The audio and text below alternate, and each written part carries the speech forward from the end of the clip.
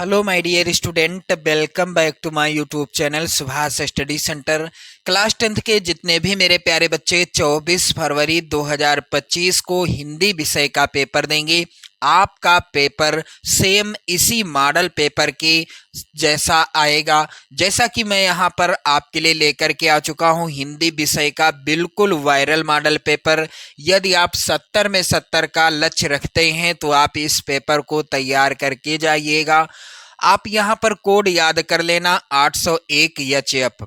तो जितने भी मेरे प्यारे बच्चे बोर्ड एग्जाम देने जाएंगे, आपको अपना एडमिट कार्ड लेकर के जाना है, आधार कार्ड भी लेकर जाना है, और साथ में मेरे प्यारे बच्चों यहाँ पर आपको क्या करना है, अपना रोल नंबर लिख देना है। बिल्कुल सही सही यहाँ पर आप अपना रोल नंबर लिखेंगे और यहाँ पर आपको अपना नाम लिखना है। मेरे प्यारे बच्चों 3 घंटे 15 मिनट का समय आपको बोर्ड एग्जाम में मिलेगा। कितना समय मिलेगा? 3 घंटे 15 मिनट का।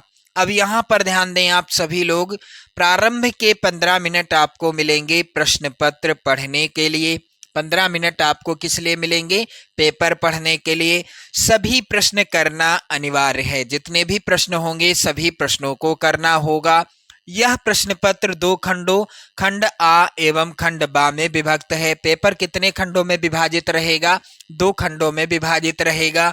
खंड आ में 1 अंक के बहुविकल्पी प्रश्न हैं और इन प्रश्नों का उत्तर आपको OMR सीट में भरना होगा। या तो आप नीले पेन से भरिएगा, गोला काला करिएगा तो काले पेन से भरिएगा। यानी आपको चाहे नीले पेन से भरें या काले पेन से, दोनों में कोई अंतर नहीं है, क्योंकि लिखा है या तो आप नीले पेन से भरें या काले पेन से। लेकिन पेन होना चाहिए कौन सा? बाल पॉइंट वाला पेन होना चाहिए। जो भी गोला, जो भी ऑप्शन सही होगा उस गोले को बिल्कुल विधिवत काला करना है आप सभी को। मेरे प्यारे बच्चों, खंड आ के प्रत्येक प्रश्न का निर्देश पढ़कर केवल प्रदत्त OMR उत्तर पत्रक पर ही आपको उत्तर देना होगा। OMR उत्तर पत्रक पर एक बार आपने जो गोला भर दिया उसको काटना नहीं है, ना ही इरेजर से साफ करना है और ना ही उसमें व्हाइटनर का प्रयोग करना है। कुछ नहीं करना। प्रश्न के अंक उसके सम्मुख अंकित हैं। कौन सा प्रश्न कितने नंबर का है? 1 नंबर का है या 3 नंबर का है या 4 या 5 या 6 या फिर 7 नंबर का है, इसका भी विवरण देखने को मिलेगा। मेरे प्यारे बच्चों, खंड बा जो होगा जिसमें 50 नंबर के वर्णनात्मक प्रश्न आएंगे। और साथ ही आप लोग ध्यान दें, खंड बा में सभी प्रश्नों के उत्तर आपको एक साथ ही करना होगा। प्रथम प्रश्न से आरंभ कीजिएगा तथा अंतिम प्रश्न तक करते जाइएगा। जो प्रश्न आपको नहीं आता है, यानी जिस प्रश्न का उत्तर आपको नहीं पता है, उस पर अपना समय नष्ट नहीं करेंगे आप लोग।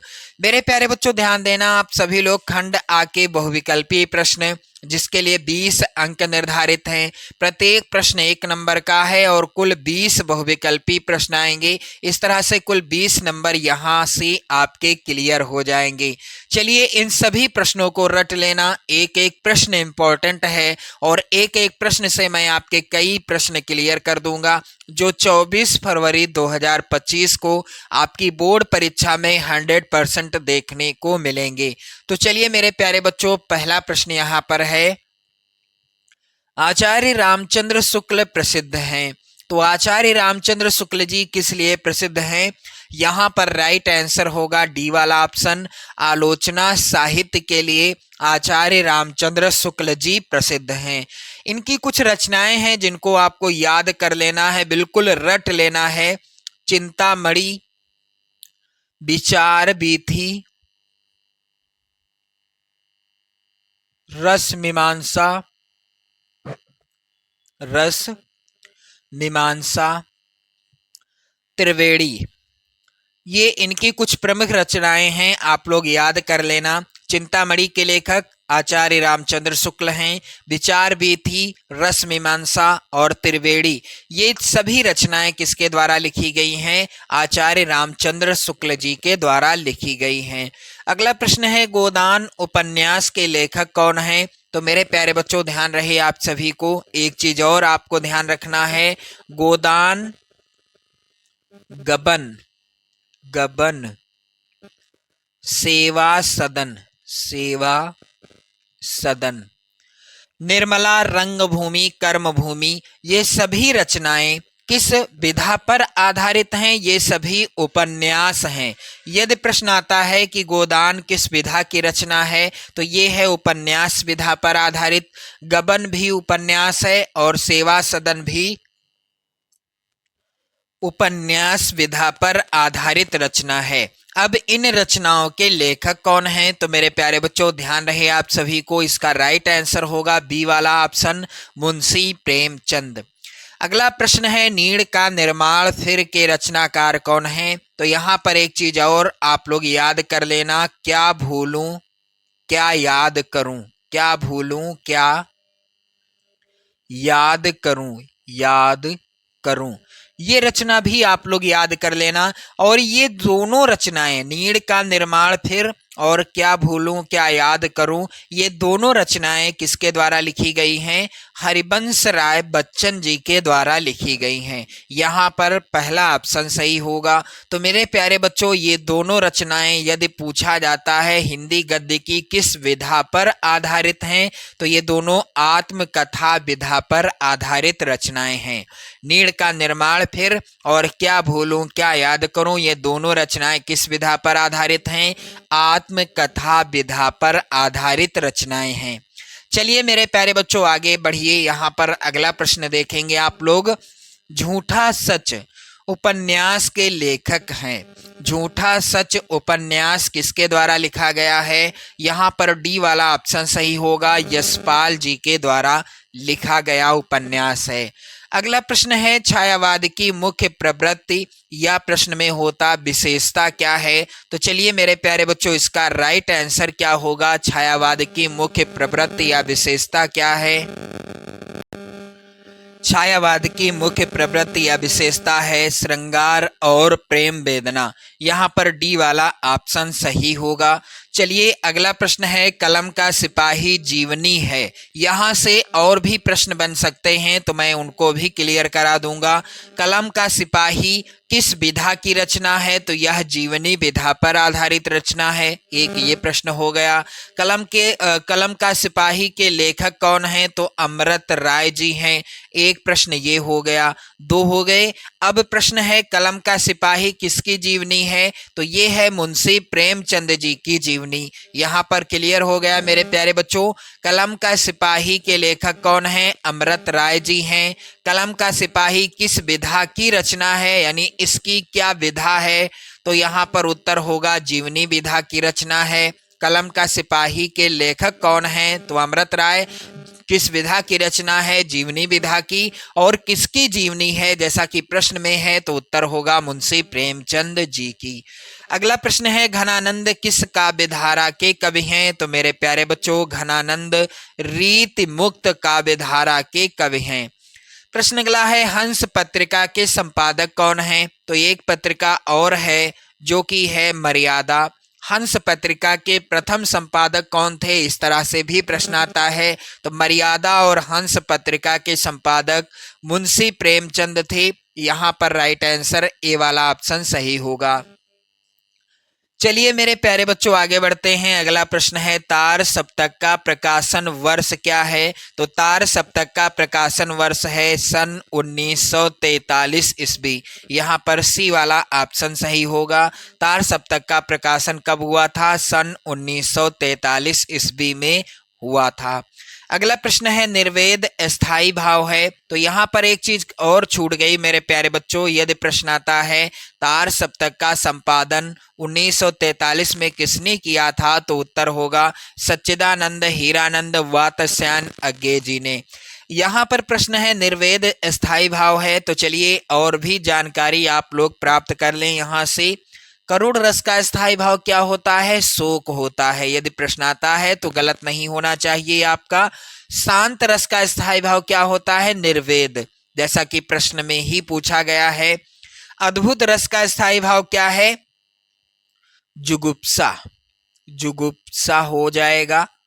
हास्य रस का स्थायी भाव क्या है? हास है। क्लियर हो गया। तो यहाँ पर आपके कुल 4 प्रश्न क्लियर हो गए एक ही प्रश्न से। इसलिए मैं कहता हूँ कि आप वीडियो को लास्ट तक देखें, क्या पता कौन सी जानकारी आपसे छूट जाए और वही बोर्ड परीक्षा में आ जाए तो आप क्या करोगे। इसलिए वीडियो को बिल्कुल लास्ट तक देखा करो और साथ ही मेरे प्यारे बच्चों शेयर भी कर दो अपने उन सभी मित्रों में जो 2025 में 24 फरवरी को हिंदी विषय का पेपर देने वाले हैं।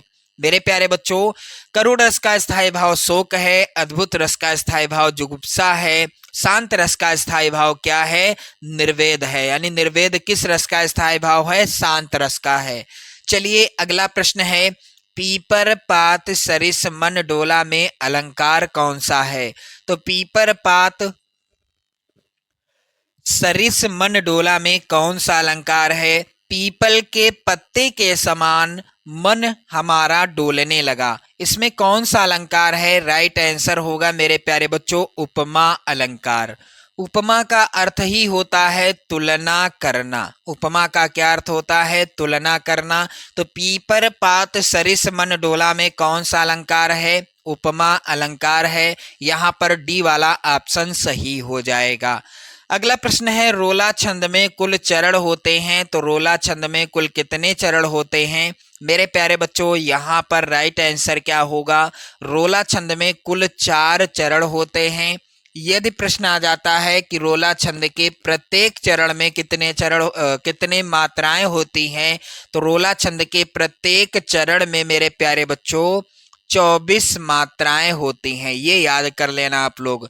प्रश्न आपका गलत नहीं होना चाहिए, एक एक चीज आपकी क्लियर होनी चाहिए, क्योंकि आपको 70 में 70 लाना है। जब आपका 70 में 70 लाने का टारगेट होगा तब आप उस हिसाब से मेहनत करेंगे, क्योंकि 70 में 70 कहने से नहीं आते मेरे प्यारे बच्चों। मेहनत करना पड़ता है, अपनी नोट्स तैयार करना पड़ता है, रिवीजन अच्छा खासा करना पड़ता है, मॉडल पेपर सॉल्व करने पड़ते हैं, तब जाकर कहीं 70 में 70 आते हैं, कहने से नहीं आते। मैं आपको किसी भी तरह के भ्रम में नहीं रखना चाहता मेरे प्यारे बच्चों। मेहनत करेंगे आप, 70 में 70 का टारगेट है आपका, तो बहुत आसानी से ले करके आएंगे, क्योंकि 70 में 70 लाते तो बच्चे ही हैं, कोई और नहीं लाता। मेहनत करते हैं, बस ये ध्यान रखिएगा। तो रोला छंद में कुल 4 चरण होते हैं, प्रत्येक चरण में 24 मात्राएं होती हैं। अगला प्रश्न है, आगमन में किस उपसर्ग का प्रयोग हुआ है? मेरे प्यारे बच्चों, आगमन में किस उपसर्ग का प्रयोग हुआ है? यहाँ पर राइट आंसर क्या हो जाएगा? यहाँ पर गमन क्या है? मूल शब्द है। अब इसमें दीर्घ आ यानी बड़ा आ आपने बचपन में पढ़ा होगा, इसका जो है प्रयोग हुआ है, तब जाकर क्या बना है? आगमन बना है। तो यहाँ पर बी वाला ऑप्शन सही होगा। अगला प्रश्न है, भलाई में प्रत्यय क्या है? तो भलाई में मेरे प्यारे बच्चों बी वाला ऑप्शन सही होगा, आई प्रत्यय है। प्रश्न अगला है, नीलांबर में कौन सा समास है? तो नीलांबर में मेरे प्यारे बच्चों यहाँ पर राइट आंसर क्या होगा? मेरे प्यारे बच्चों यहाँ पर राइट आंसर डी वाला ऑप्शन सही होगा। नीलांबर में कौन सा समास है? कर्मधारय समास है। इसका अर्थ क्या होता है? नीला अंबर। नीला अंबर यानी नीला आकाश। अगला प्रश्न है, आम का तत्सम रूप क्या होगा? तो मेरे प्यारे बच्चों आम का तत्सम रूप हो जाएगा बी वाला ऑप्शन, आम्र हो जाएगा। कर्तवाच्य में प्रधानता होती है, तो कर्तवाच्य में किसकी प्रधानता होती है? कर्ता की प्रधानता होती है। यहाँ पर सी वाला ऑप्शन सही होगा। चलिए मेरे प्यारे बच्चों अगला प्रश्न यहाँ पर है, ताभ्य ताभ्य होगा यहाँ पर। शब्द में वचन और विभक्ति कौन सा है? इसका राइट आंसर होगा मेरे प्यारे बच्चों बहुवचन चतुर्थी विभक्ति। अगला प्रश्न है, निम्नलिखित में सर्वनाम क्या है? तो यहाँ पर डी वाला ऑप्शन सही होगा, वह क्या है? सर्वनाम है। इसके बाद आप देखेंगे वर्णनात्मक प्रश्न, और ये वर्णनात्मक प्रश्न पूछे जाएंगे 50 नंबर के। मेरे प्यारे बच्चों ध्यान रहे आप सभी को, यहाँ पर दिया गया है निम्नलिखित गद्यांश पर आधारित 3 प्रश्नों का आपको उत्तर देना है, और जिसके लिए आपको मिलेंगे 6 नंबर। गद्यांश जो यहाँ पर दिया गया है ये सबसे ज्यादा इंपॉर्टेंट है आपकी बोर्ड परीक्षा के लिए। मेरे प्यारे बच्चों, क्या है गद्यांश? कुसंग का ज्वर सबसे भयानक होता है, यह केवल नीति और सद्वृत्ति का ही नाश नहीं करता बल्कि बुद्धि का भी क्षय करता है।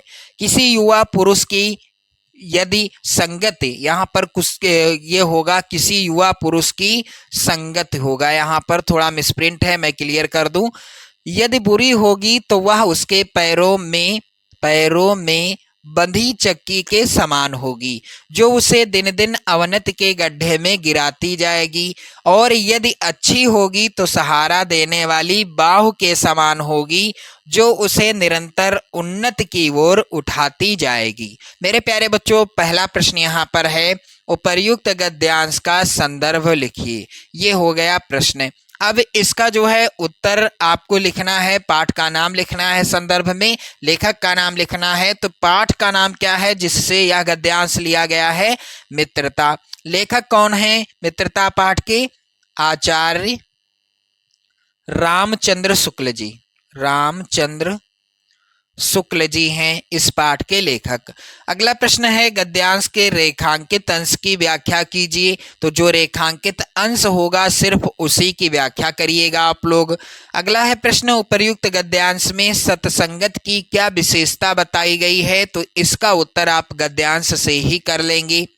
अथवा यहाँ पर एक और गद्यांश है, चाहे तो आप अथवा वाला कर सकते हैं। चलिए मैं इसको भी बता दूं कहाँ से लिया गया है। रोहतास दुर्ग के प्रकोष्ठ में बैठी हुई युवती ममता सोण के तीक्ष्ण गंभीर प्रवाह को देख रही है। ममता विधवा थी, उसका यौवन सोण के समान ही उमड़ रहा था।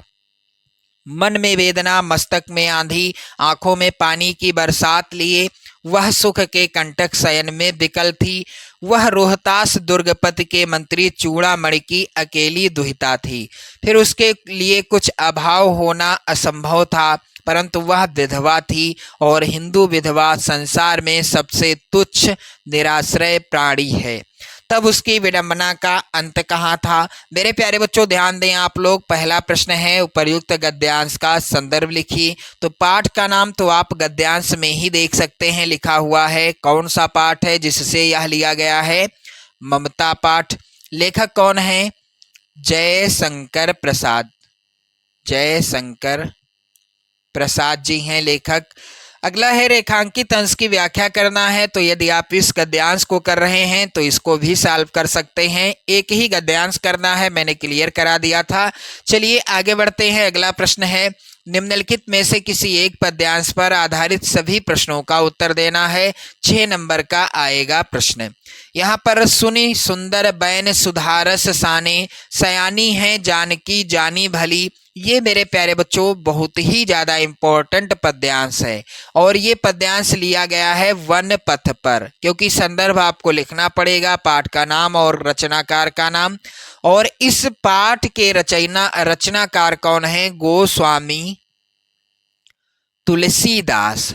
3 प्रश्न आएंगे यहाँ पर। पहला आप देख सकते हो, यहाँ पर उपर्युक्त पद्यांश का संदर्भ लिखिए। तो ये पद्यांश लिया गया है वन पथ पर शीर्षक पाठ से। रचनाकार हैं गोस्वामी तुलसीदास जी। अगला प्रश्न है मेरे प्यारे बच्चों, रेखांकित अंश की व्याख्या कीजिए। तो जो रेखांकित अंश होगा उसी की आपको व्याख्या करनी होगी। इस तरह से कुल 3 प्रश्न आएंगे। अथवा में भी पद्यांश है, सच्चा प्रेम वही है जिसकी तृप्ति आत्म बलि पर हो निर्भर। त्याग बिना निष्प्राण प्रेम है, करो प्रेम पर प्राण निछावर। देश प्रेम वह पुण्य क्षेत्र है, अमल असीम त्याग से बिलसित। मेरे प्यारे बच्चों, पहला प्रश्न है यहाँ पर, पद्यांश का संदर्भ लिखिए। तो आप अथवा वाला यदि कर रहे हैं तो मैं आपको बता दूं, ये जो है लिया गया है किस पाठ से? स्वदेश प्रेम शीर्षक पाठ से।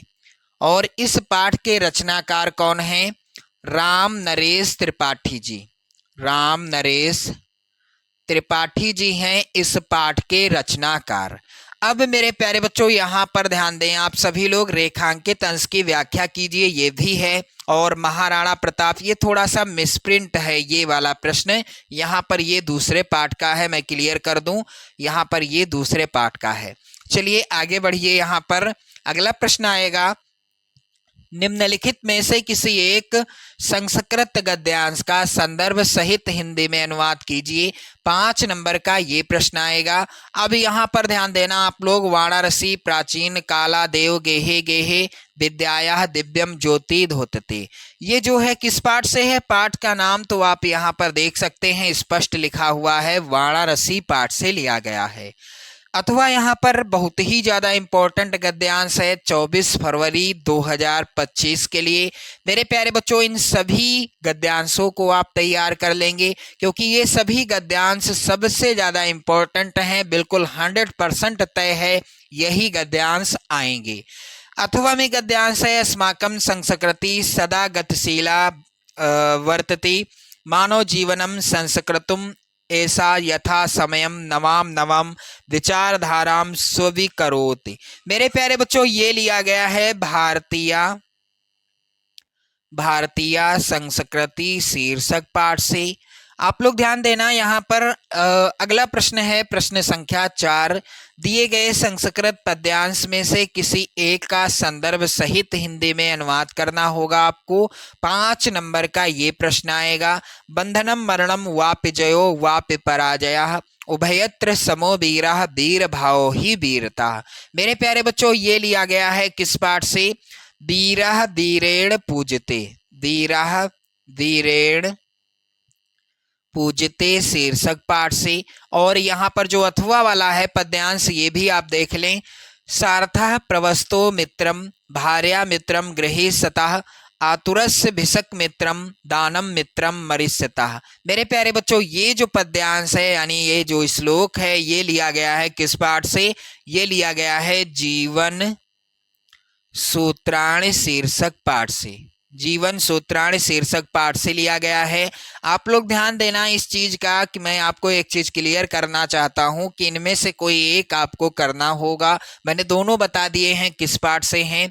और यहाँ पर आप लोग ध्यान दें, अपने पठित, अगला प्रश्न है, अपने पठित खंड काव्य के आधार पर निम्नलिखित प्रश्नों में से किसी एक का उत्तर देना है आपको। 3 नंबर आपको मिलेंगे। यहाँ पर ध्यान देना, जो आप जिस जिले से हैं आपको उसी जिले के अनुसार जो खंड काव्य आपके जिले के लिए निर्धारित है उनमें से किसी एक प्रश्न का उत्तर करेंगे आप लोग। 3 नंबर आपको मिल जाएंगे। मेरे प्यारे बच्चों, आप देख सकते हैं सभी खंड काव्यों से 2-2 प्रश्न हैं। जो भी खंड काव्य आपके जिले से है आप लोग उसी के यानी उन्हीं में से किसी एक प्रश्न का उत्तर करेंगे। आप लोग कमेंट करके बताओ कि आप किस जिले से हो। चलिए अगला प्रश्न है प्रश्न संख्या 6 का, दिए गए लेखकों में से किसी एक लेखक का जीवन परिचय आपको लिखना होगा, उनकी रचना का नाम लिखना होगा। 5 नंबर आपको मिलेंगे। जयशंकर प्रसाद, आचार्य रामचंद्र शुक्ल और डॉक्टर भगवत शरण उपाध्याय, बिल्कुल रट कर जाना इनका जीवन परिचय। 24 फरवरी को बिल्कुल 100% यही आएंगे, आप लोग देख लेना। चलिए आगे बढ़ते हैं। अगला प्रश्न है, दिए गए कवियों में से किसी एक कवि का जीवन परिचय आपको लिखना है और उनकी रचना का नाम लिखना है, जिसके लिए 5 नंबर निर्धारित हैं।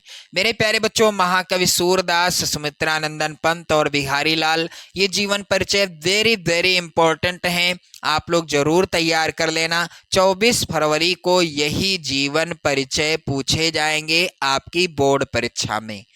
चलिए अगला प्रश्न यहाँ पर है, कह रहा है अपनी पाठ्य पुस्तक में से कंठस्थ कोई एक श्लोक लिखिए जो इस प्रश्न पत्र में ना आया हो। 2 नंबर का ये प्रश्न आएगा। और प्रश्न संख्या 8 है यहाँ पर, निम्नलिखित में से किन्हीं 2 प्रश्नों का उत्तर आपको संस्कृत में देना होगा। तो ये जितने भी प्रश्न हैं यहाँ पर आप देख पा रहे होंगे, गृहे सतः मित्रम किम और चंद्रशेखर का आसीत प्रहेलिकायाः उत्तरम किम अवदत्, वाराणसी केशाम संगम स्थली अस्ति। ये सभी प्रश्न इंपॉर्टेंट हैं, आप लोगों को इनका आंसर तैयार कर लेना है।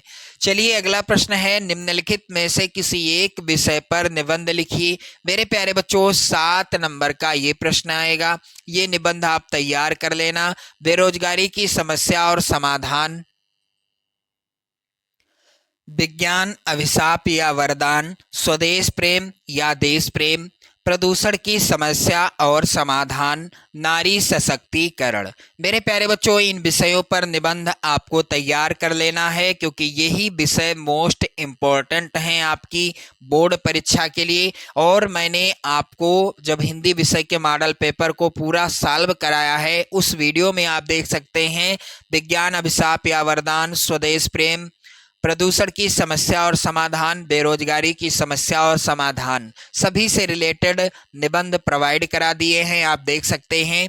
अगला प्रश्न है, अपनी विशेष रुचियों का उल्लेख करते हुए अपने मित्र को एक पत्र लिखिए।